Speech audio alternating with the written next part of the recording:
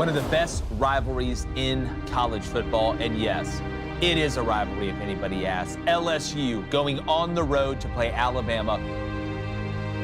The most fundamental concept a man has is pride. You want people to respect you. You want them to respect you. You don't have their respect. They don't respect you. Saturdays get to show who you are. The logo in the front and the name in the back. What are they going to think about you when you walk out of this today? What are they going to think in the other locker room and all the people watching? What are they going to think about you? Already has something typed up. They're ready to hit the send button. They can't wait till we fail.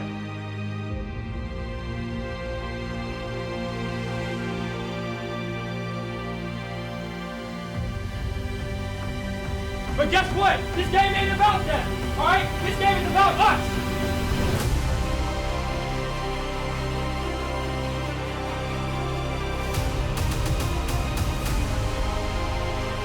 It is a turnover.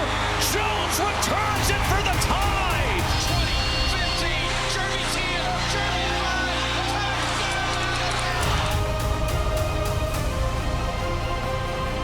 touchdown. Jeremy Menard on the slant.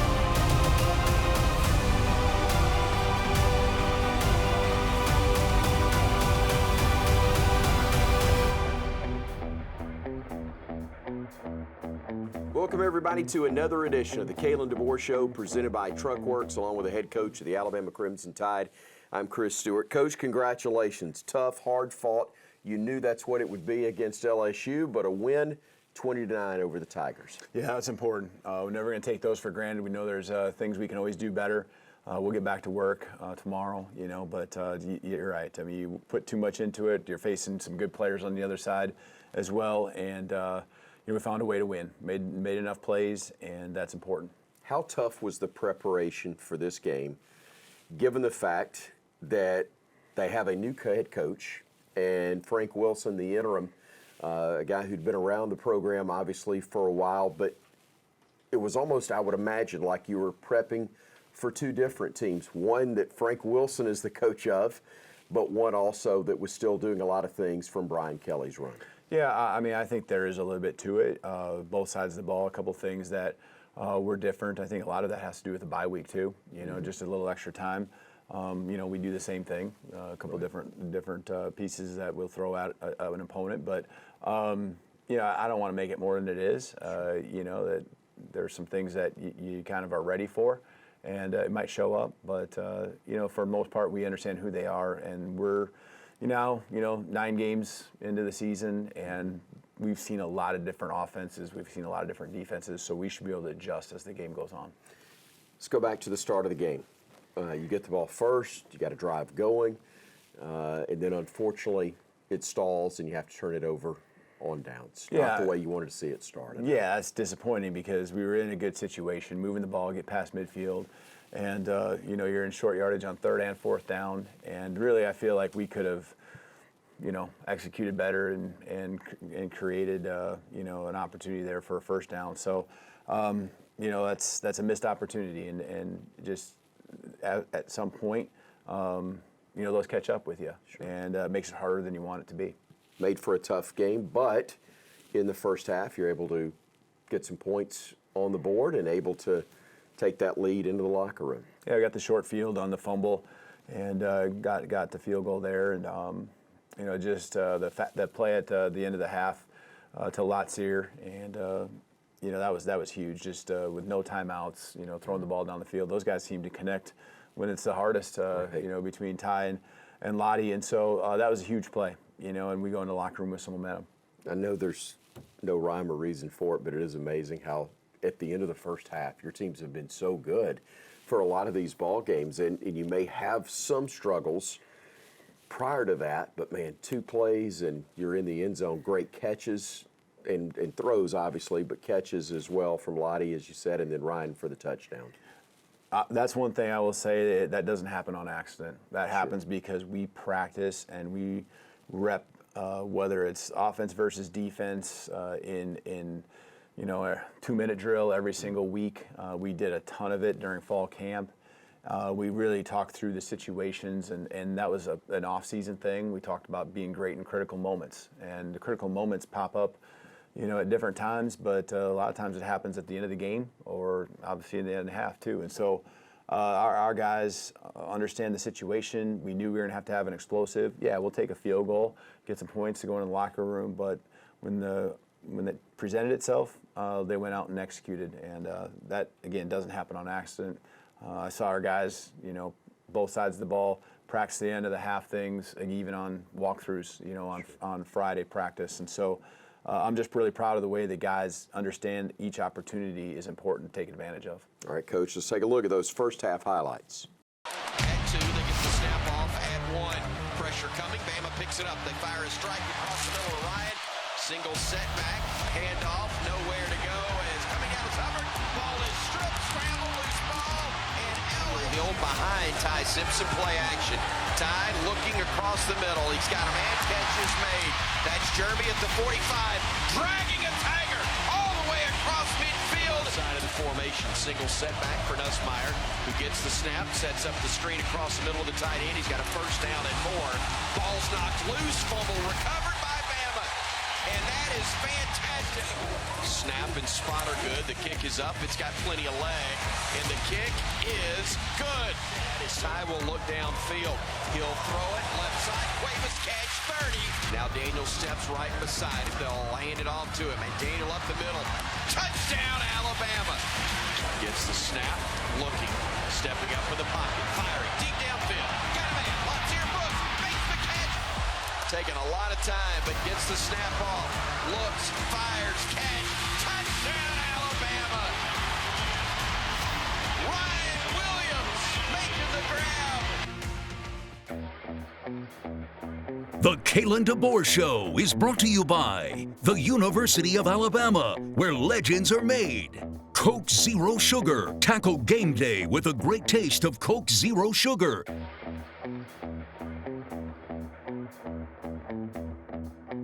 Coach, it's 17-3 at the half. What were you talking to the team about at the break? That I was just asking for more. Just asking for more. And again, not that the energy was bad, not that things, just asking for more. That's what I always do with our guys. Hey, you got more in you. And that might be more and better execution. That might be just more better communication. Be better. Raise your level. And if everyone does that and commits to the brother across from you, and that's something, we talked about at halftime, was just what are you willing to sacrifice? What are you willing to give? And are you willing to dig deep, for 4 quarters? And that's what we talked about. Had some big plays throughout this game, but a couple of takeaways that were huge, and not just that they occurred, the timing was awfully big in this one, kind of indicative of what your defense was doing really throughout the night. Yeah, short field early in the game, and then the one at the end, when it's obvious pass down, and I thought our guys did a nice job sometimes with just brushing 3, getting to the quarterback, and that one at the end, just a great technique coming off the edge and stripping the ball. Man, that just takes a lot of pressure off everything, and we were able to milk the clock. Coach, let's get into the second half highlights. They set up a little bubble screen near side. Bama reads it well and able to force a loss on the play. He wants to throw. Pressure coming. He's going to go down. Jan St-Pierre brings him down all the way back at the 30. In the fingertips as the punt coming off the foot of Blake Dowd will hit at the 5 and will be deflected back into the field of play. What a great job for Alabama. Rails for the center, snaps it. Simpson looking, firing near side. That is going to be caught. 44-yard field goal try near side from Talty. 1 of 2 today. The kick is up. The kick has enough leg, and the kick is good. Huge kick from Connor Talty. Bama on top, 20-9. Looking to throw. Van Buren had it poked away. Ball's on the deck, and Alabama's got it. Jan St-Pierre knocked it away. Coach, you had 3 guys in the ball game with over 50 yards in catches. Brooks, Cuevas, and Bernard. In fact, that catch from Josh very late was one that allowed you to just ice the game and run the clock out. Yeah, we always want to finish the game on the field when we're winning like that. And so again, nice job executing, understanding. We want to take it if it's there, but we don't want to get too risky. And I thought Ty and Josh hooking up, that was huge. So yeah, just finishing the game there, but each guy kind of stepping up when we needed to, and they did that. 20-9 was the final score, and I'd be remiss if I didn't get you to talk about your kicker, because Connor Talty, I know, had a miss in the first half on a real short one, but got him away from the close to the goal line of the uprights, and he had more success, but especially that kick late to make it a 2-score game was really big. Yeah, I know the whole unit takes ownership, and us not kicking and making that, from the snap. They can always be better to getting it placed where you want it and the timing. So again, Connor can overcome whatever happens each opportunity. And so again, you like you said, he rose to the occasion, making it a 2-score game, and he's done that. He's done that time and time again throughout the year. Coach, it's been fun, kind of interesting to see what's going on with the offensive line in some spots, because you've moved some guys around. You've gotten more depth as the season has worn on. Gino Vandermark's a guy who's been primarily on the right side at guard. Saw him at left a good bit at times tonight, but he's a young man who's a big part of what you've been trying to do and build the last couple of years. Yeah, absolutely. And Gino can snap the ball too, so that makes him really valuable. And he's an extremely hard worker. He gets in that weight room and he gets on the field in the off season, and that's when you find out who really wants to do it. And he does a great job grinding. He's a team player with our guys, and has a great relationship with our players. Tri-Green Equipment allows us to go all access with Gino Vandermark. My name is Gino Vandermark. I'm from Lodi, New Jersey, and I played at St. Joseph Regional High School in Montvale. I play offensive line interior because I'm fat and a little less athletic than the tackles, so I can't get out there on that island, but I play guard and center, it doesn't matter. The best thing is definitely the camaraderie with the guys in the room with you. We're the most tight-knit team on the field at all times. With every team, it's always that way. Every play, there's a guy trying to run through your face and kill my quarterback, or get to my running back, and my job is to not let either one of those things happen. It's rewarding at the end of the day. I think it's pretty much a no-brainer. When Alabama calls, you should probably pick up the phone. To represent a place like this on the gridiron, it's truly a tremendous honor to represent the brand of excellence that we demand from each other and ourselves every day. It was pretty much a no-brainer. Just to come here playing Bryant-Denny, you kidding me, man? There's nothing better. Wearing the Script A, representing every player that's come through here and that will come through here, all these legendary players and coaches, it's just such an honor to me, and I feel so grateful to even wear this polo with this Alabama old school logo on it, and especially the Script A. We won all those championships in. It's just such an honor to me to be able to go out there and put that jersey on. Coach DeBoer is an extremely passionate person and coach. He knows what to say at the right times all the time. He's an incredible man off the field. He's a guy with an open door all the times, and I love playing for him. He's a great dude. I've grown so much as a player in the short time that I've been here, and also as a man off the field. The standard of excellence here really propels you to be a better man on and off the field. Roll Tide! The Kalen DeBoer Show is brought to you by Coke Zero Sugar. Tackle game day with a great taste of Coke Zero Sugar.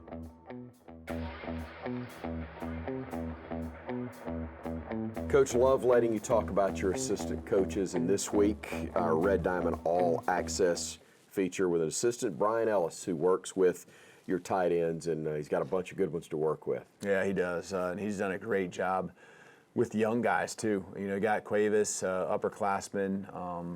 Danny's been working through an injury all season, but you have a lot of young guys, Caleb and Marshall, and just that crew there, what they bring, Jay, and so I'm really proud of the way he continues to develop those guys. He's from this part of the country, and so from a recruiting standpoint, he understands, the whole SEC recruiting and all of that. He's a team player. He's got a great offensive mind. He was a coordinator, at other places, and a quarterback guy that gets the whole picture. So I know our tight ends are getting taught very well. Again, Red Diamond lets us go all access with tight ends coach Brian Ellis. From off the ball to on, Jay. Off the ball to on. There you go. Come on. Concentrate pre-snap, right? Concentrate pre-snap. We're not getting any penalties today. Think about the play and concentrate. Come on, Foxy. Come on, Foxy. Do something with the opportunity, right? Do something with it. Come on, Peter. Come on, Peter. We got to have a day today. Nothing pre-snap. Hey, nothing pre-snap, right? No pre-snap penalties. Nothing pre-snap, all right? We're locked in. We're ready to roll.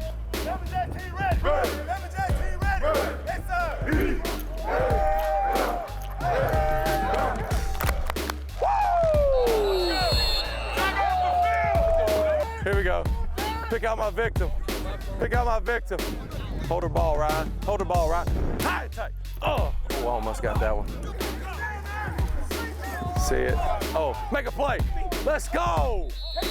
Let's go.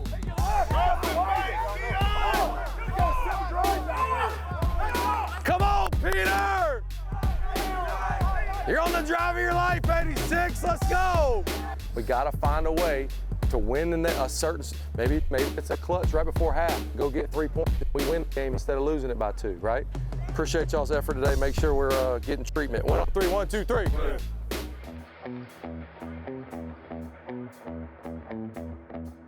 The Kalen DeBoer Show is brought to you by Coke Zero Sugar. Tackle game day with a great taste of Coke Zero Sugar. Coach, our CB&S Bank play of the game came actually pretty early. It was one of several big plays from your defense. Yeah, there was multiple plays we could have chose, but I think, watching this, I'm really proud because one thing we preach, about the ball being the program and how important it is to not just take care of it, but obviously get it back. And 0-0, 250 in the first quarter, and it's third down. They do a nice job getting this screen off. Our guys dropping into coverage here. Everything's underneath, and what I really see is I see guys just hustling to the ball and everyone leveraging. And we preach and work this every single day to start practice. It's punching to the ball, and I really want to highlight Nakai because he's new to our program. He's really come in, and he's gotten better every single week. You can see him run from sideline to sideline here, doing a great job punching through the ball, and then actually landing on it as well, and then giving us a chance to get a field goal to take a 3-0 lead.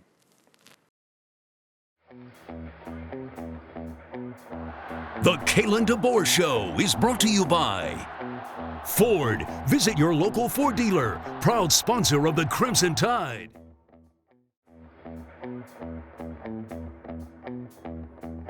Coach, what's next is another huge SEC matchup. It'll be a featured game on ABC 2:30 Saturday afternoon. Thankfully, back here in Tuscaloosa again as the Oklahoma Sooners come to town. Yeah, it'll be good to be back at Bryant-Denny. You can see how helpful it was tonight. And we've got a very good Oklahoma team coming into town. So, again, each week just line them up and, Oklahoma with what they can do, both sides of the ball, very dynamic, explosive, and they had a great season going. So we know it'll be a great test for us, a great challenge. Our guys will get back to work and looking forward to it. I'm glad you mentioned the crowd. I should have done that at the start of the show, but you asked this crowd to make sure they had an impact, and there were multiple occasions where it was clear that they did. Huge, big time.